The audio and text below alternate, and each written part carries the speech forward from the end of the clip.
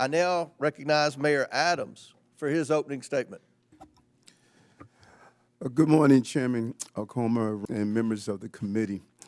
As mayor of New York City and a former police officer for 22 years, keeping New Yorkers safe is my top priority, and it has been our administration's North Star. When I entered this role, my job was to help our city recover from the negative effects of COVID. Most importantly, to bring down crime. As a result, overall crime was down across New York City last year, and we have now had 3 straight months of double-digit declines in major crimes. I'm here today to testify on how New York City can continue to reduce crime, even as a sanctuary city. To be clear, a sanctuary city classification does not mean our city will ever be a safe haven for violent criminals. It also does not give New York City the authority to violate federal immigration laws. To the contrary, New York City will always comply with city, state, and federal laws as it does now. Law-abiding immigrants in New York have an important role. Immigrant New Yorkers, including those who are undocumented, pay billions of dollars in taxes and contribute billions more in spending power to our economy. Immigrants also play a vital role in the functioning of the city. This was on full display during the COVID-19 pandemic. The various immigrant residents of our city worked to keep the city moving, while many other New Yorkers were able to shelter in place and work remotely. Hospitals, the food industry, and many other businesses were able to function because of the commitment of our immigrant population. As mayor, I do not control who enters or remains in our country, but I do have to manage the population that is within our city. In order to carry out this function without having long-term negative ramification, I must create an atmosphere that allows every law-abiding resident, documented or not, to access vital services without fear of being turned over to federal authorities. I cannot have a city where parents are afraid to send their children to school or where children are sleeping on the streets, creating the potential for child exploitation and sex trafficking.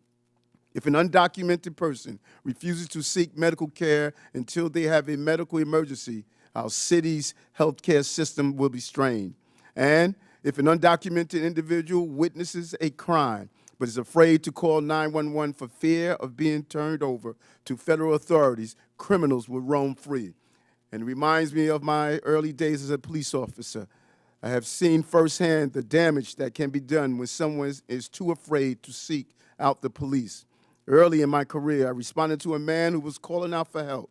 We caught the suspect, but when it came to filling out the police report, the individual, an undocumented man from China, said he did not want to file a report and put a target on his back with federal immigration authorities. Approximately 4 decades later, our country still is in desperate need of comprehensive immigration reform.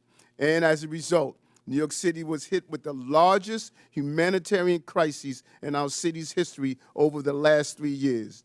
Federal law did not allow me to stop buses from entering New York City. State law required me to provide all in our city with housing and meals and to educate children. City law makes it unlawful to collaborate with ICE for civil enforcement. We complied with all of these legal requirements and still manage the humanitarian crisis with the care and compassion, while at the same time bringing down crime, recovering our economy, and preventing any child from being forced to sleep on the streets. Comprehensive immigration reform is long overdue. While the solution is not within my control as a mayor, I am committed to working with federal officials to go after violent gangs and those who harm residents of our city. This is why we have over 330 NYPD officers assigned to different federal joint task forces. Those task forces focus on many different important priorities, including going after violent gangs and child exploitation. I look forward to sharing New York City collaborations that we do daily with our city, state, and federal partners to keep New York City continue to be the safest big city in America. Thank you.